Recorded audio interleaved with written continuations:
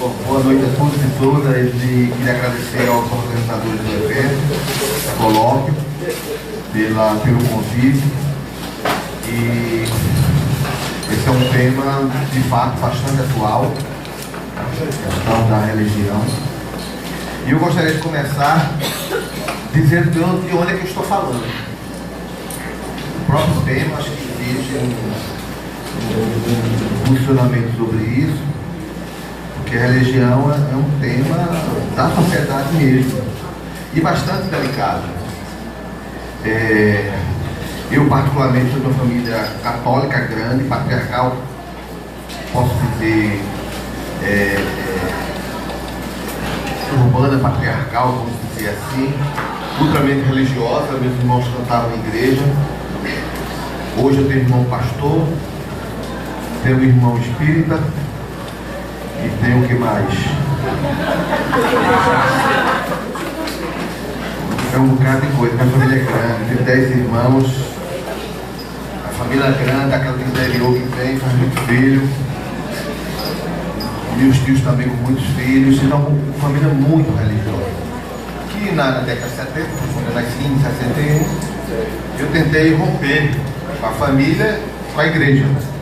Eram tempos de questionamentos, né, de luta contra a ditadura, né, mais de 68, eu estava com 7 anos, em 70 já estava já adolescente, já entrando em contatos com adolescentes de escola e ouvindo coisas sobre a luta. Eu também entrei na política, toda nesse dado todo dia, porque acho que é importante, o discurso da gente está preso também a uma historicidade. E eu fui diretor de escola pública, eleito faz pouco tempo, e que o tema da religião estava presente também. E o tema da religião está vinculado a corpo, está vinculada à maternidade, né, e a questão do gênero e a etnia. Eu acho que a questão da etnia acho que tem que ser pautada aqui também. Quando eu fui diretor de escola pública, uma professora colocava os seus trabalhos de arte, ela era da educação, um dia das mães, que é um dia que eu acho que não deveria mais comemorar isso, de abolir. Ela colocou vários retratos de atrizes e mulheres brancas na secretaria. Eu cheguei lá, o que é isso? Não, aí eu, na verdade, eu tirei os cartazes, pedi para tirar porque não tinha sentido. Eu perguntei, não tinha uma foto na mãe. Por que essas mulheres brancas estão aqui? Por que atrizes da Globo? Assim, é de uma violência grande. Né? Aparentemente não é um gesto banal, mas não é um gesto banal. É um gesto de uma ordem autoritária, que ela é invisível. Ela é invisível porque ela não é problematizada. Tá? Isso já faz algum tempo. Hoje já está sendo bem mais problematizado. Quando eu fui diretor faz 9 anos atrás, não, 20 anos atrás, já faz um tempinho. Então, que mudou um pouquinho para melhor e ao mesmo tempo mudou para pior. Tá? Então, a questão da religião, ela toca em pontos importantes. E eu fiz essa narrativa porque eu não me considero anarquista, mas também me considero autonomista, mas também não me considero ateu. Mas também não sou religioso. Eu digo isso porque eu não quero voto. O Foucault já disse que não gostava de ser chamado de gay porque o gay também termina sendo uma forma de classificar e de fixar a pessoa na sociedade. Então eu, particularmente, eu sou um crítico da religião. Quando eu falo religião, eu estou falando do ponto de vista da história do Brasil, nós fomos colonizados pelos católicos, e não dá para discutir religião sem discutir a história e o massacre que a instituição fez nesse país, que é o Estado. Na verdade, a Igreja Católica era o Estado com o reino português. Né, que em 2000, na era de FHC, a Igreja Católica foi pedir perdão. Perdão tem que devolver as terras. Foram usurpadas na história, é isso. Há um débito com aqueles que vieram da origem africana e indígena. Há um débito dessa igreja e dessa estrutura estatal. Então, o meu discurso vai ser um pouco por aí, mas eu quero fazer um porém, que a gente não pode fugir também da dimensão do sagrado. E eu quero separar o religioso do sagrado. Tá? Se o religioso implica também no sagrado, né, há uma corrente da sociologia que trabalha o sagrado e profano. Mesmo no mundo rotineiro da burocracia, do mundo do trabalho, da exploração, do capitalismo, nós temos vários elementos sagrados que nos movimentam, nos mobiliza, que nos orienta. Tá? Na história das lutas sociais, há uma dimensão do sagrado quando a gente sonha por um outro mundo. Há um processo de construção imaginária de nos levar a um outro território imaginário do bem. Então, a questão do sagrado está presente. O próprio Marx, o Jung, vai chamar a atenção que todo o discurso de Marx está pautado num novo mundo, no mundo do Éden, de fato. É a construção da classe trabalhadora para chegar lá e tal. Então, eu não nego a presença do sagrado, tá? E aí eu separo do religioso, porque para mim religioso é hierarquia, instituição, símbolos que representam, são dogmas que orientam aquela estrutura de poder religiosa que eu acho particularmente é um processo de heteronomia. Então nós temos 3 instituições, trabalho no conceito de instituição imaginária, então tem 3 instituições que eu acho extremamente conservadoras. É a família, é o Estado e a igreja. Tomando a igreja como religião. Eu estou pensando mesmo, não a fé. Eu acho que a fé é outra coisa. Trabalhando a religião com a estrutura de poder. Daí pegando os 400 anos de escravidão do Brasil, pegando essa república que tem aí, essas igrejas, é raro ver um colega nosso com um posicionamento dele. É muito raro. Né? Hoje a tendência é as igrejas mesmo cumprir com o seu papel, que é um papel de domesticação. Tá? Uma família também tem um papel de domesticação, como também o Estado domesticar em vários sentidos, inclusive na porrada, colocando a polícia para nos intimidar. Então, esse caráter eu acho que é importante chamar a atenção, porque, de certa forma, certas simbologias que têm uma conotação religiosa, como eu fui chamado de sagrado, elas nos movem também. Então, não é impossível. Esse desencantamento que Weber propôs não aconteceu e não pode acontecer, tá? Quer queira, quer não, nós somos seres de comunhão também, de comunidade, tá?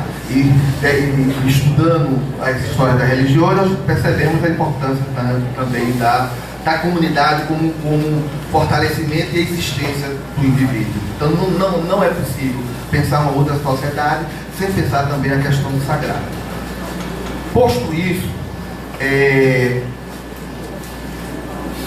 mas por outro lado, dentro dessa historicidade, as igrejas, ultimamente nessa conjuntura atual, ela tem um comportamento bastante nefasto, tá?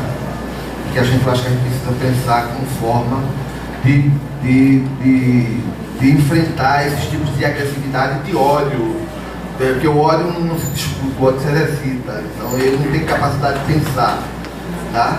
O ódio é fluxo, então é muito difícil num momento desses ter resposta, e eu particularmente não vou ter um retorno. Mas por trás do debate religioso, nós vamos discutir a questão da pureza e da impureza. E no campo político é muito sério essa questão da pureza e da impureza. Todo discurso fundamentalista, ele está baseado nos processos rituais de purificação. Aquele outro que me assusta é o outro que precisa ser purificado, que é o impuro. Então as religiões, todas elas são comandadas para o mundo do sagrado, num dos temas importantes, que é o processo da purificação e da impureza. Tá? Então as sociedades, num momento de crise dessa, a tendência é cada vez mais classificar segmentos sociais como impuros e que eles precisam passar por processo ritualístico.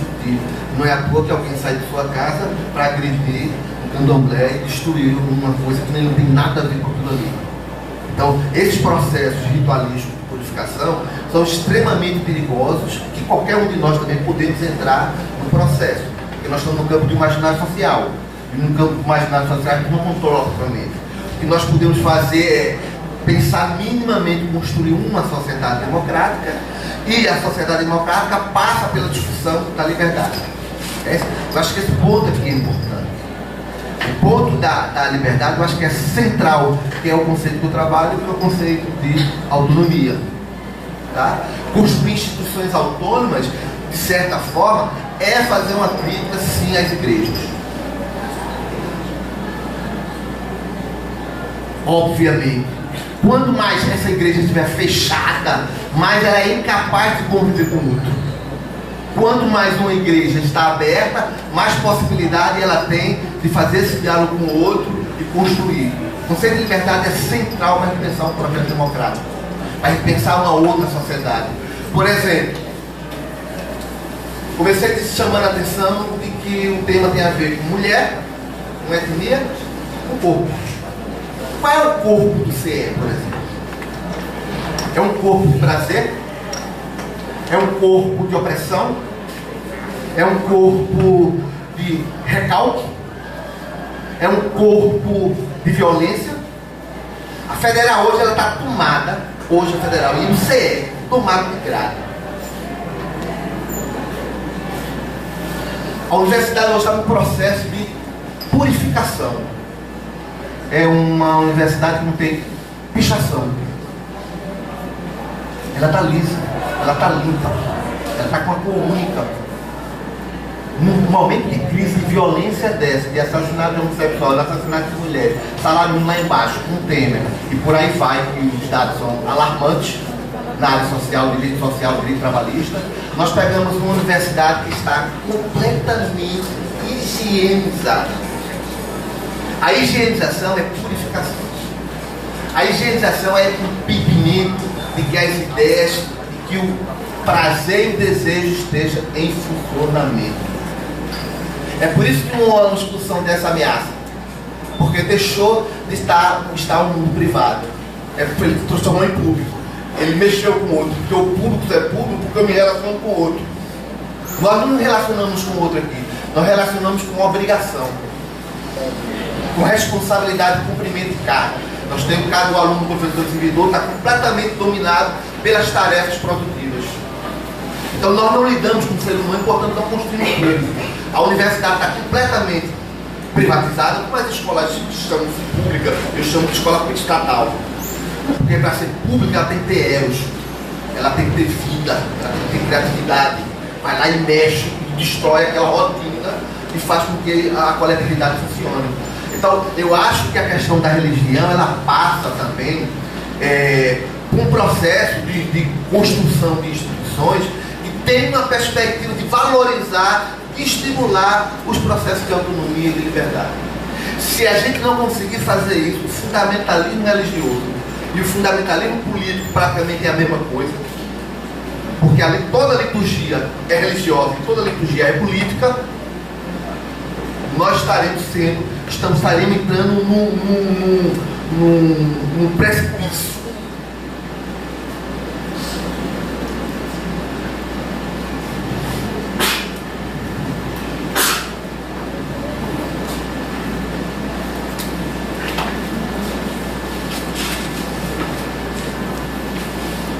Dois movimentos importantes estão quebrando essa ordem de desvalorização. Que ainda foi o movimento feminista, eu acho que ainda continua aparecendo algo, o movimento homossexual, trans, é que está dando visibilidade de aglutinar pessoas para discutir, fazer e construir algo.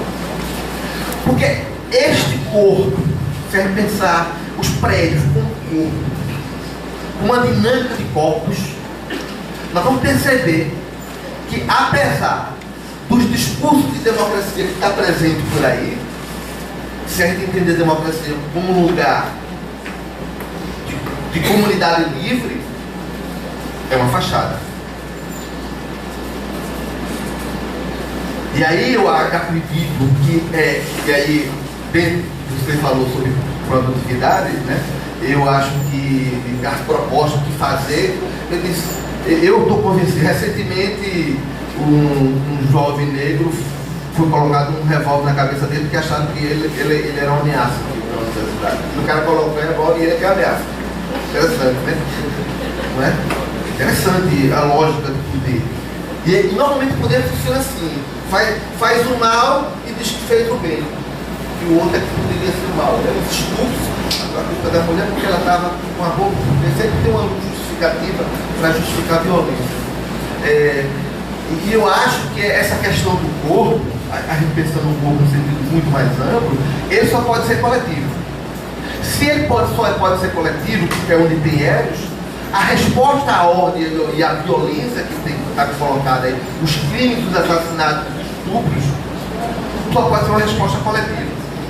Nós temos que começar a construir organizações coletivas, coletivos de pessoas concretas que se juntam, que se articulam e discutem sobre a questão da violência. Quando eu estou discutindo intelectualmente, eu estou discutindo politicamente. Tem uma violência lá agora, estou tentando matar um homossexual, dar uma porrada nele. Apita, corre no grupo lá de autoproteção. A mesma coisa com o estupro de mulher. A gente não precisa da polícia, a gente não precisa desse Estado. O Estado é o lugar da violência. A família é o lugar da violência também. Entende? Então a gente tem que começar a pensar, a valorizar esses processos de auto-organização. Porque sem esse processo de auto-organização, não tem saída contra esse processo de violência. Tá? E aí eu vou falar das escolas públicas, que não são públicas, são estatais, né, o papel da igreja na escola, que é extremamente negativa, é violenta, está baseada na família, está baseada no casamento, está doutorado faz uns 15 anos atrás, e que ele falava sobre isso. Eu queria ler um pouquinho sobre a presença da religião presença na escola. O problema é que esse sagrado aparece na escola de forma extremamente autoritária. Quer dizer, usa o Estado para beneficiar os seus projetos religiosos. É o que eu chamaria de patrimonialismo, né, da privatização do espaço pela igreja. Né? Os marxistas só falam de privatização pela economia. Não. Nossas instituições estão completamente privatizadas por grupos, por religiosos que acham um direito de controlar aquelas instituições. Eu queria, antes de ver chamar a atenção da minha dissertação, eu queria chamar a atenção para essa questão do sagrado, sobre a purificação e a impureza que está colocada. A sujeira ofende a ordem. Eliminá-la não é um movimento negativo, mas um esforço positivo para organizar o ambiente. Os antropólogos vão chamar a atenção de que toda a sociedade ela lida com esse processo de purificação e de pureza. Na comida, na higiene, nas relações da ordem da sociedade para construir rituais sacrificiais. E nesse contexto de crise, os processos de purificação a gente sabe quem vai ser higienizado. Com seus negros, com negras, com seus homossexuais. Isso na história, isso foi na Segunda Guerra Mundial. Entendeu? Isso foi na ditadura brasileira e continua. Então a gente sabe muito bem que por trás desse discurso, de onde partir. E aí, não é o religioso que eu falo. Existem entidades políticas que elas são também religiosas, no sentido de ser dominado por imaginário de purificação. E a gente vai ter muito cuidado com esses discursos de purificação. Então, na minha época do doutorado, eu fiz um levantamento dos nomes das escolas. Uma boa parte religiosa, uma boa parte masculina. E as mulheres, quando apareciam como santas. E santa não é mulher. Ela não é um ser de luz. Ela é uma representação.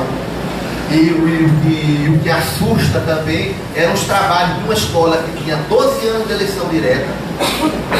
E os trabalhos que eram publicados nas paredes eram de valorização da famosa mãe. A mãe é pura, a mãe protege. Então a mãe era todo aquele ser perfeito, capaz de proteger a família e os filhos. Em cada família é o marido e o filho. Então a escola estava repleta desse imaginário de perfeição da mulher, que é a perfeição da mãe, associada a Maria.